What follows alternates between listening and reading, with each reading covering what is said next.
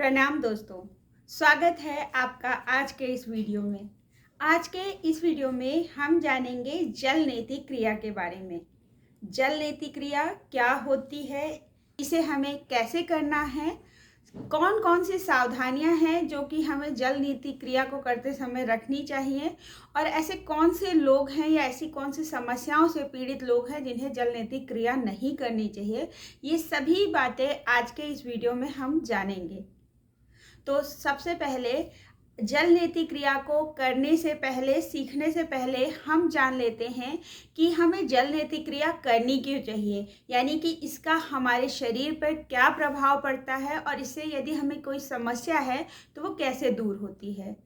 जल नेति क्रिया यदि हम नियमित तौर पर करते हैं, यदि कि हम इसे डेली परफॉर्म करते हैं या फिर हफ्ते में 2 से 3 बार करते हैं या एक दिन छोड़ के एक दिन यदि हम इसका अभ्यास करते हैं तो इससे हमें बहुत सारे लाभ मिलते हैं।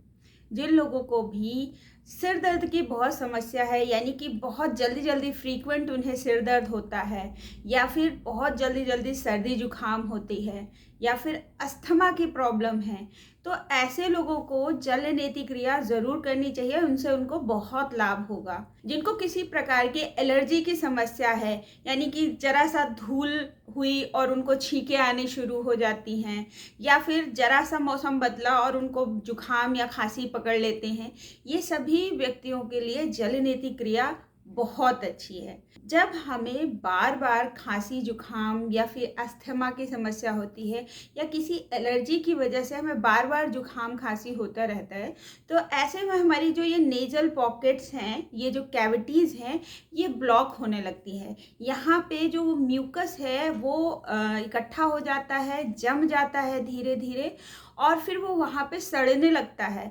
जिसकी वजह से हमें बहुत सारी समस्याएं होती हैं। इसके साथ ही साथ आप सभी को पता होगा कि हमारे कान, हमारा जो गला, हमारी नाक, आँख, ये सारे डक्ट आपस में जुड़े हुए हैं।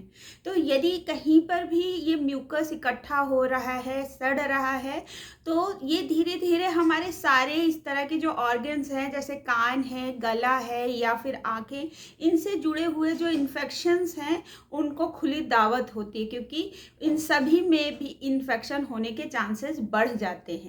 तो यदि आप जल नेति क्रिया करते हैं तो आपकी ये जो नेजल कैविटीज़ हैं, ये जो नेजल पॉकेट्स हैं, ये धीरे धीरे साफ हो जाते हैं, अच्छे से आप ब्रीथ कर पाते हैं और आपको बहुत सारी समस्याएं वो दूर हो जाती हैं।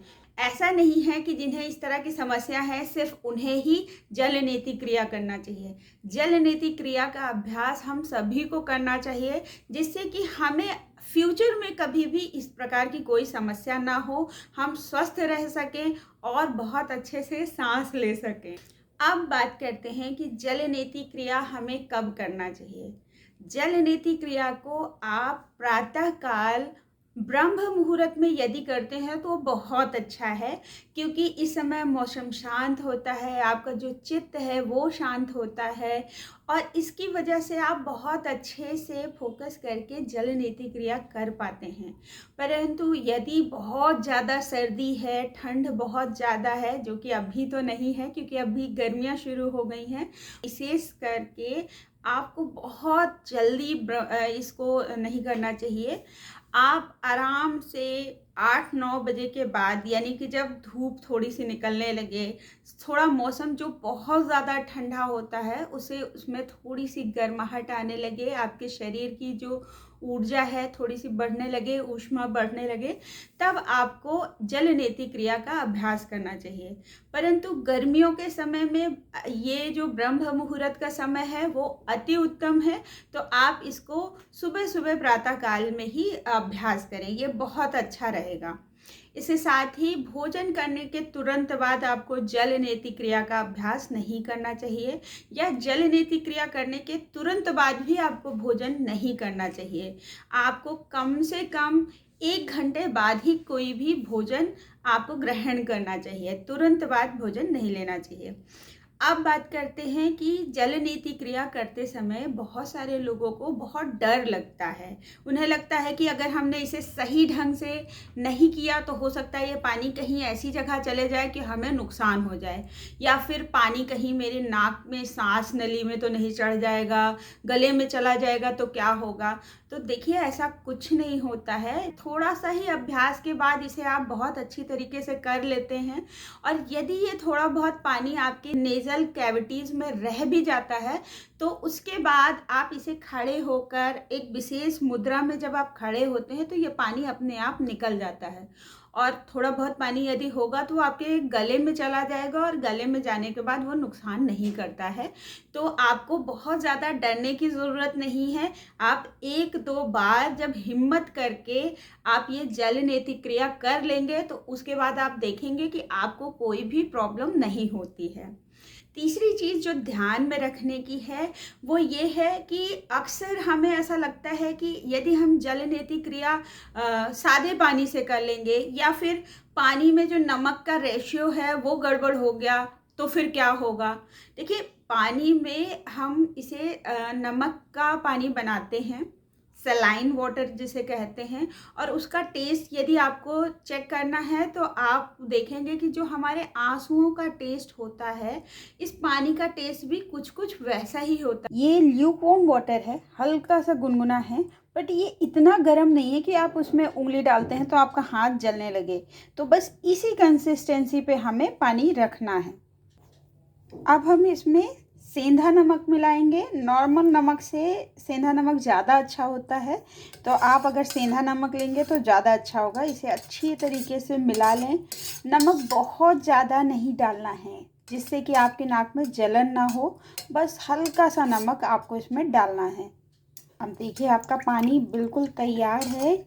जब हम जल नीति करते हैं ना तो हमारी आँखों से थोड़ा बहुत आंसू आ सकता है, पानी थोड़ा सा नाक में फंसा रह सकता है, जो कि थोड़ी देर बाद भी निकल सकता है यदि आपने एक बार में ही अच्छी तरीके से नहीं निकाला।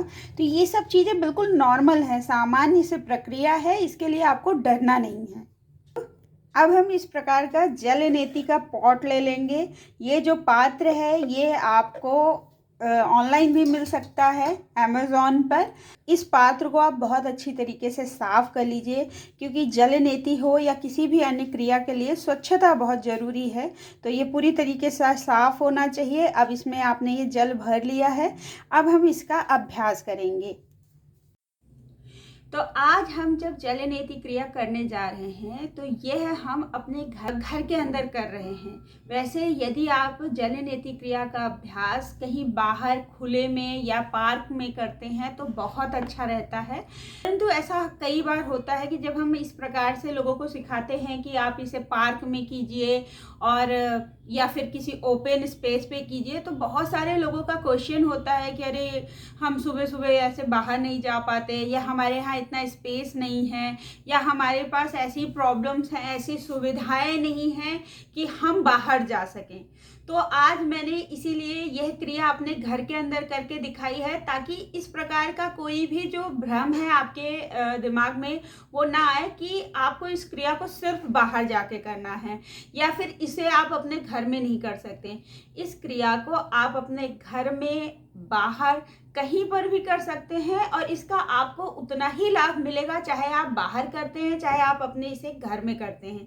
बस डिफरेंस ये आता है कि यदि आप इसे पार्क में कर रहे हैं या फिर किसी ऐसे स्पेस पे कर रहे हैं जहाँ की मिट्टी जो है वो कच्ची है, तो आप इसे डायरेक्ट ऐसे ही कर सकते हैं। थोड़ा सा माहौल शांत होता है पार्कों का, और जब आप बाहर निकलते हैं तो आपको फ्रेश ऑक्सीजन मिलती है, तो उससे आपका मन प्रसन्न हो जाता है, चित्त आपका शांत हो जाता है। परंतु इसका मतलब ये कदापि नहीं है कि आप इसे अपने घर में नहीं कर सकते। आप इस क्रिया को अपने घर में अपनी सुविधा के अनुसार कर सकते हैं। इसके लिए आप किसी प्रकार की इस तरह की बाल्टी या फिर कोई टब आप नीचे रख लीजिए, जिससे कि ये जो पानी है उसमें चला जाए। आप ऐसे सिर झुका सकते हैं या फिर हल्का सा ऐसे उठ भी सकते हैं। यदि आपको पैरों में दर्द नहीं हो रहा है तो आप इस तरीके से कर सकते हो, वरना आप अपनी गर्दन नीचे ऐसे झुकाकर भी इस क्रिया को आराम से कर सकते हैं। तो इस तरीके से बैठ जाइए, पैरों को खोल लीजिए, हाथ में आपका ये जो जलनेति का पॉट है उसे ले लीजिए। हाथ में आप अपना जलनेति का पॉट ले लीजिए। गर्दन को हल्का सा झुकाइए, इस प्रकार से टेढ़ा कर लीजिए, जिससे कि आपका जो पानी है जब आप नाक से डालेंगे तो दूसरे नाक से अपने आप ही आने लगेगा। यदि आप फर्स्ट टाइम कर रहे हैं, पानी तुरंत से बाहर नहीं आना, तो घबराने की ज़रूरत नहीं है। उसको प्रॉपर समय दीजिए, हल्के से अपनी जो गर्दन है उसको सेट कीजिए, पानी अपने आप धीरे धीरे आने लगेगा। जब तक नहीं आता तो अपनी गर्दन को उसके अकॉर्डिंग सेट कीजिए। बस हल्का सा नीचे करके जब स्पेस करेंगे, आप अपना फेस नीचे करेंगे तो पानी बाहर आने लगेगा। अब देखिए इस प्रकार से इसकी जो ये नोज़ल है उसको आप अपने नाक में फिट कर लेंगे।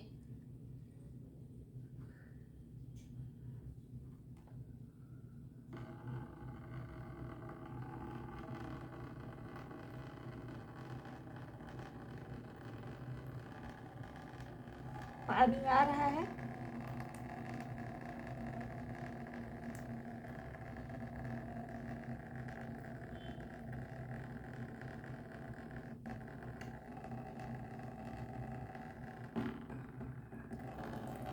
जलनेति क्रिया के बाद थोड़ा बहुत आंखों से पानी आना स्वाभाविक है, इसमें कोई भी डरने वाली बात नहीं है। अब हम इसी क्रिया को अपने दूसरे नाक से रिपीट करेंगे।